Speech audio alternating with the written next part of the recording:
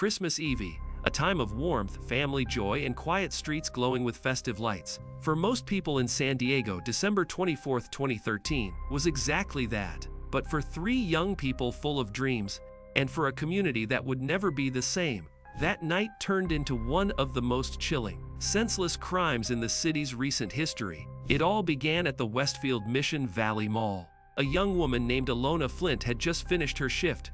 She was 22 years old, studying psychology at Grossmont College, and engaged to a man who adored her, Gianni Belvedere. Gianni, 24, was a restaurant manager, a man with manners, warmth, and plans. He was the kind of man who held open doors, remembered anniversaries, and never let Ilona carry her own bags. Together, they were building a future. And then there was Salvatore, known to friends as S, Gianni's younger brother, just 22. S worked as a chef, perfecting family recipes and surfing the Pacific waves in his spare time.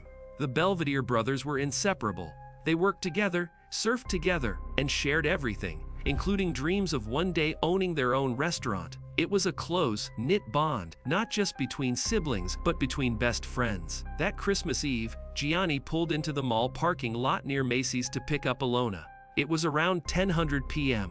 The area was quiet. Most shoppers had gone home. Gianni parked, likely scrolling through his phone, unaware that someone was watching him. Someone who had planned this encounter for weeks, maybe months. What followed next would devastate two families and leave investigators searching for a motive that never quite made sense. Evil doesn't always come with a warning. Sometimes it doesn't come with a reason. At 11:11 p.m., San Diego Emergency Services received a call, Ilona's voice trembling on the other end. 4 minutes later, officers arrived at the Mission Valley Mall parking lot and stumbled onto a nightmare.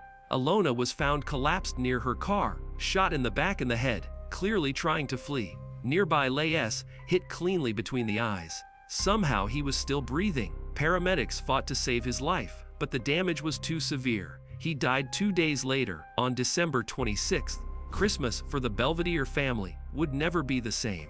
As heartbreaking as the double homicide was, the case quickly took an even darker turn, because one person was missing, Gianni. His car was gone. His body was not at the scene. No one knew where he was.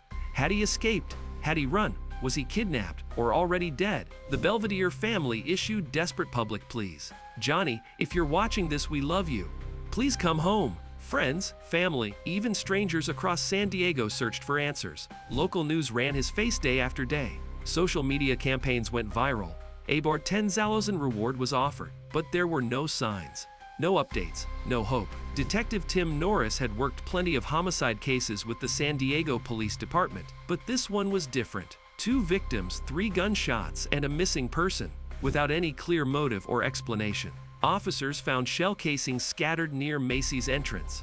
The shooting pattern suggested a highly organized, methodical attack. This wasn't a robbery. It wasn't a crime of passion. It was an execution. At first, detectives explored the possibility of a love triangle.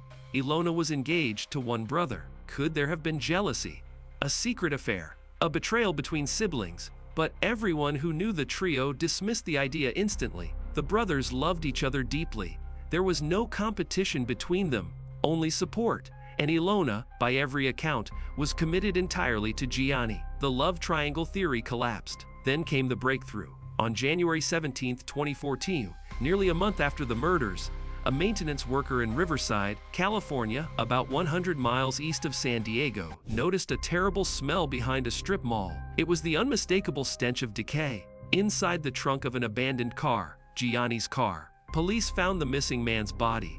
Like Ilona and S, he had been shot in the head at close range. But unlike the others, his body had been transported across county lines and hidden in a different city. 3 murders, 1 killer. No answers. Until the next day, on January 18th, just 24 hours after the discovery of Gianni's body, Border Patrol agents at a checkpoint near the U.S.-Mexico border stopped a vehicle for routine inspection.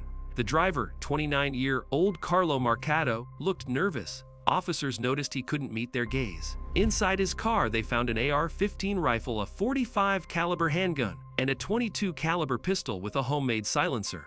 Ballistics testing confirmed the match. The .22 pistol was the same weapon used to kill all 3 victims at the mall. Police finally had their suspect, but that only raised one terrifying question. Why? Marcato had no prior criminal record, no history of violence, no connection to the Belvedere family or to Ilona Flint. He didn't work at their restaurant.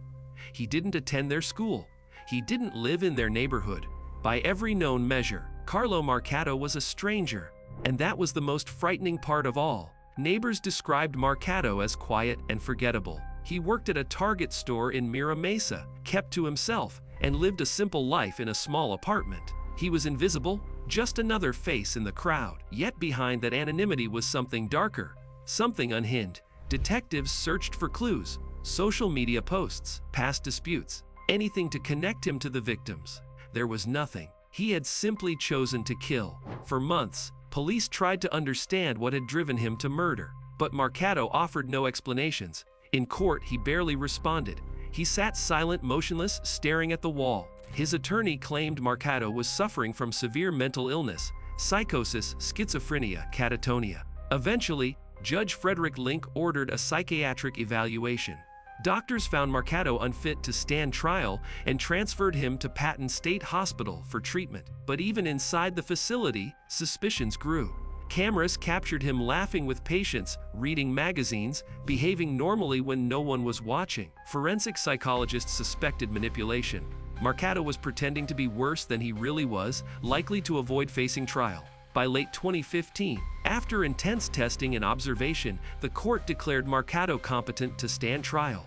And just when prosecutors began preparing, something unexpected happened. Marcato pleaded guilty to all charges. In January 2017, after more than 3 years of pain, silence, and uncertainty, the Belvedere family finally got a measure of justice. Carlo Marcato was sentenced to 3 consecutive life terms without the possibility of parole, plus 80 additional years for other charges. But the biggest question, the why, remains unanswered to this day. Deputy District Attorney Brian Erickson said it plainly. In most murders, we find a motive: money, jealousy, revenge. In this case, we believe the killings were completely random. Random. That single word was the most terrifying truth of all. Ilona, Gianni, and Salvatore were not targeted for who they were, but for being in the wrong place at the wrong time. Marcato had allegedly approached Gianni at the parking lot asking for directions or help. When Gianni rolled down the window, Marcato shot him. Then he used Gianni's car to pick up Ilona, driving up as if he were her fiancé. When she approached the car, Marcato killed her too. Finally, he circled back to find S, who may have come looking for his brother. One clean shot between the eyes ended his life. 3 executions, 1 evening, no motive. At sentencing, the Belvedere family gave powerful impact statements. They described their loss: sons who would never grow old, a daughter-in-law who never got to finish school, a community shattered. Yet through their pain, they chose grace. After S died, his organs were donated, saving other lives, bringing meaning to his final moments. The family also launched plans for a nonprofit, hoping to turn grief into change.